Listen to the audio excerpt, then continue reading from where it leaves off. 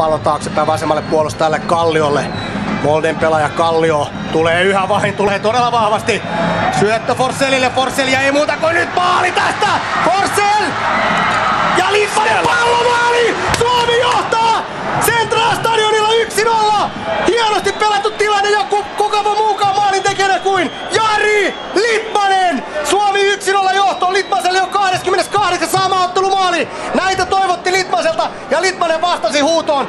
105 saamaottelu ja nyt 28. maali. Suomi johtoon! Hyvä Suomi! Hienoa! Loistava Kallio yksilö. Syystäkin. Loistava Kallio yksilösuoritus siellä. Sitten hienosti Forssell ja Forssell lähes mahdottomasta paikasta kääntyi.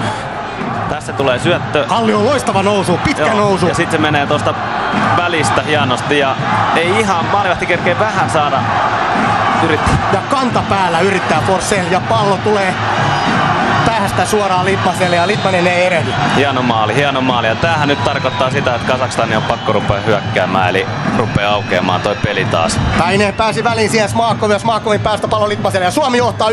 Tätä toivottiin, tätä odotettiin silloin. Ja muistakaa myös seuraava tilanne, Jari Litmanen ja Suomen kulmapotku 6 tässä ottelussa. Kanal Sport siis kanavana silloinkin. Hyvä paikka! Hyypiä!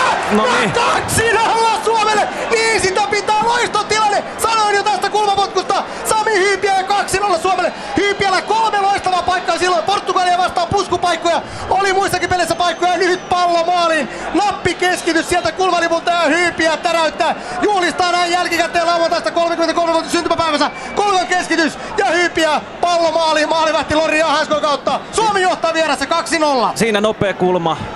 Litmanen syöttää Kolkalle. Kolkka hyviä. Sami tulee voimalla siihen. Ei mitään mahdollisuutta Kazakstanin puolustajille.